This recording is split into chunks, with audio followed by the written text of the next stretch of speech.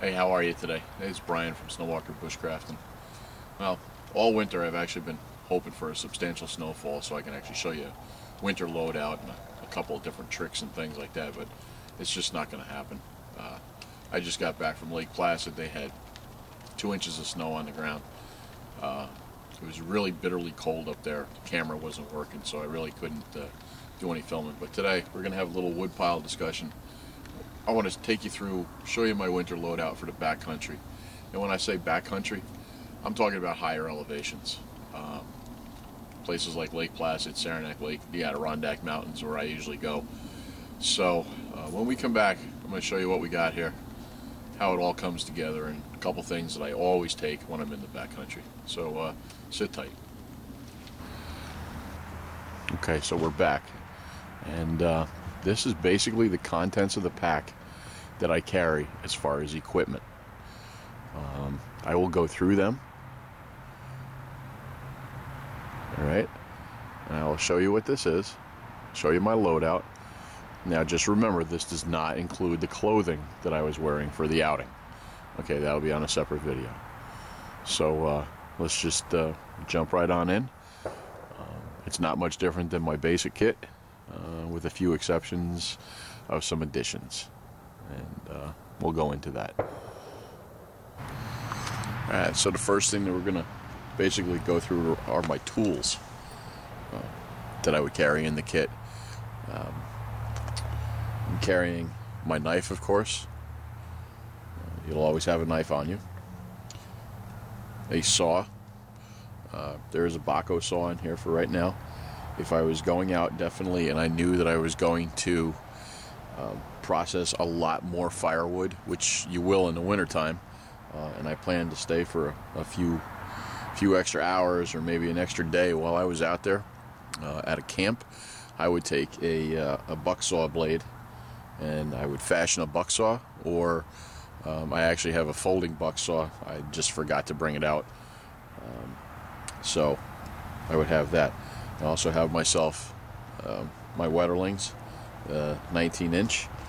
You could go with a longer one if you so desired, but this one seems to do the job for when I'm out there. Now, moving along here, my cook kit is essentially the same as it always has been. I have my stainless steel bottle. All right, I have my cup. I have my spork to go along with that, and I have a toggle in case that I want to suspend my water bottle above a fire so that I can heat it up. So I would drop that down in there, and then there you go. You can just suspend it right above the flame. All right.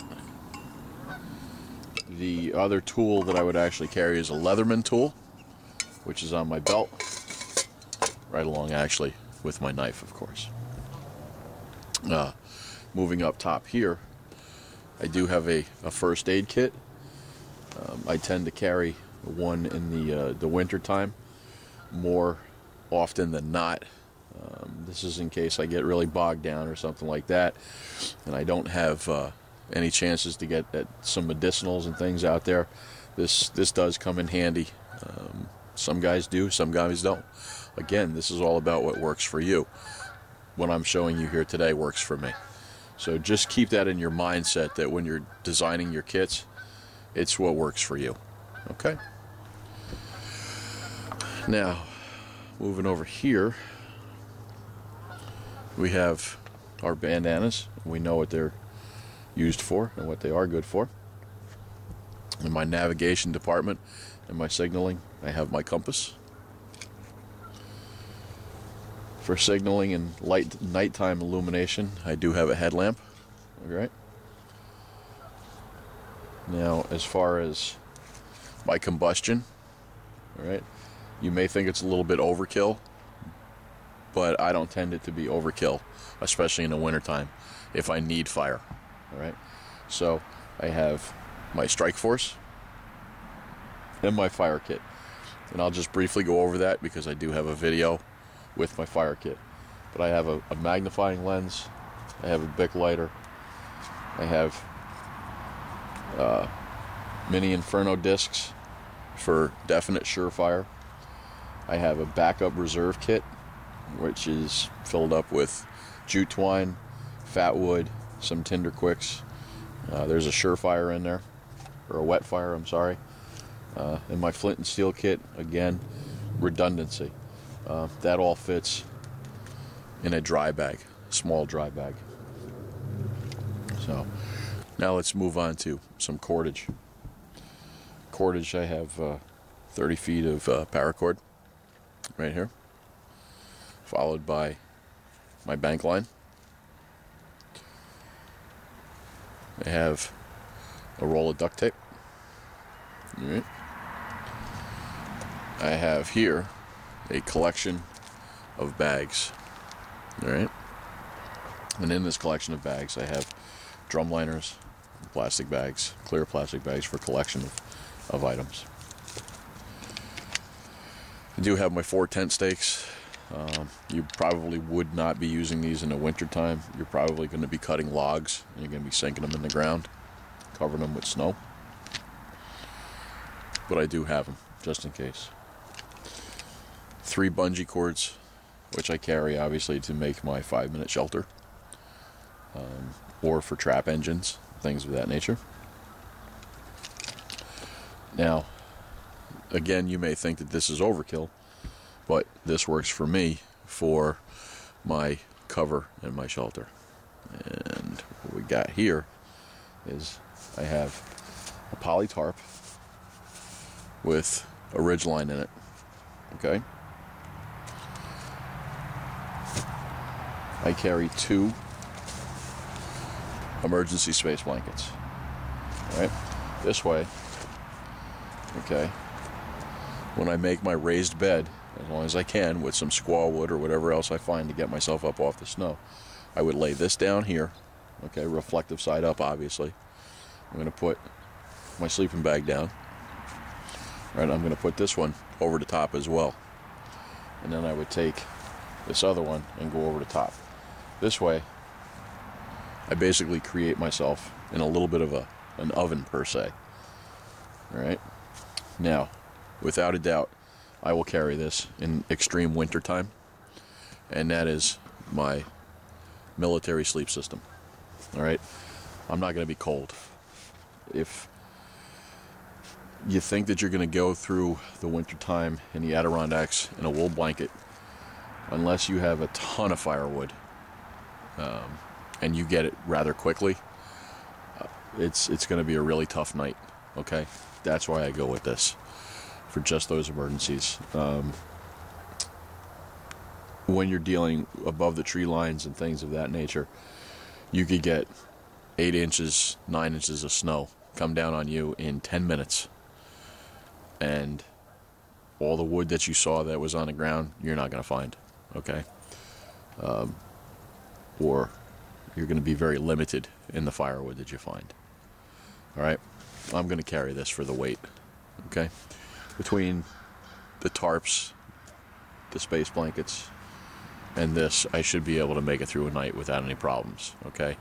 Collect whatever firewood I can, and then go from there.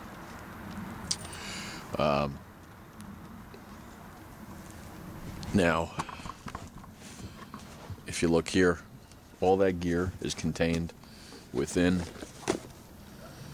Frost River Island Royale bushcraft pack. I also carry a haversack.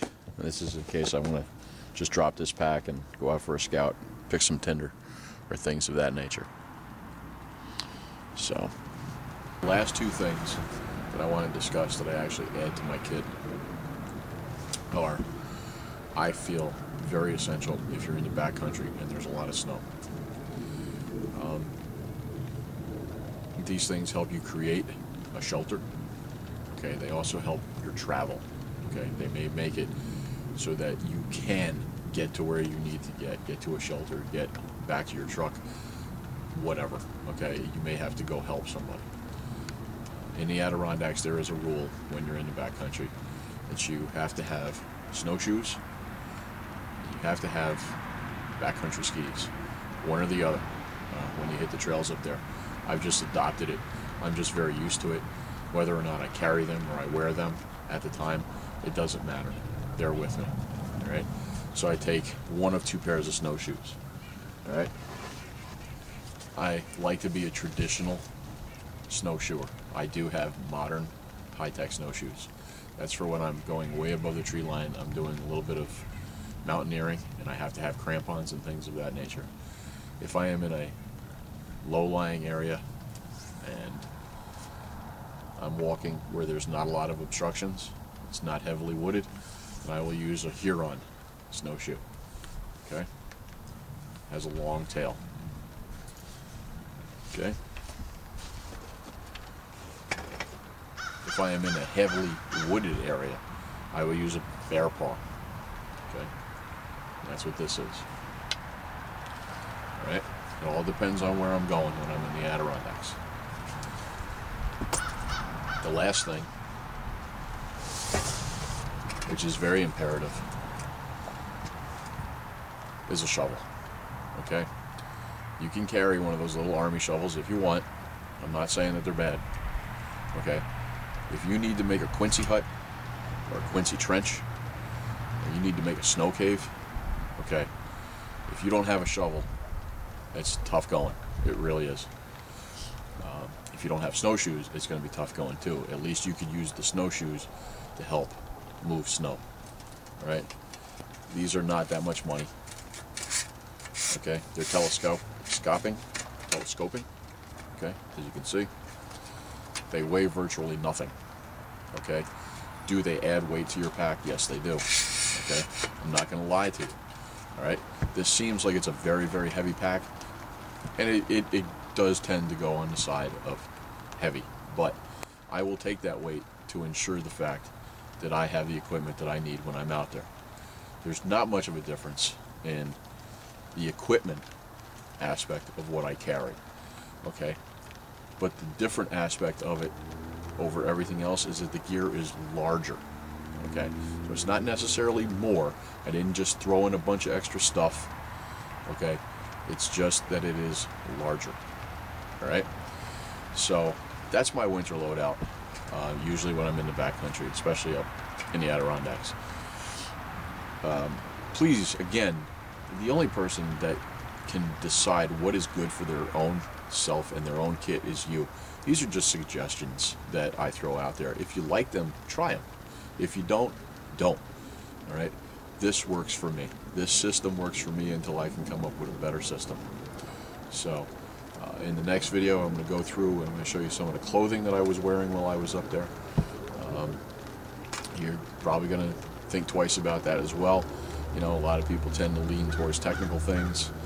North Face, Mountain Hardwear, Patagonia, Alpine Low. All that gear is great stuff, and trust me, I've gone through it. Enough said about that. We'll save that for the next video. So this is Brian from Snowwalker Bushcraft. I hope you liked it. I thank you for your views. I thank you for your comments. And until the next one, take it easy.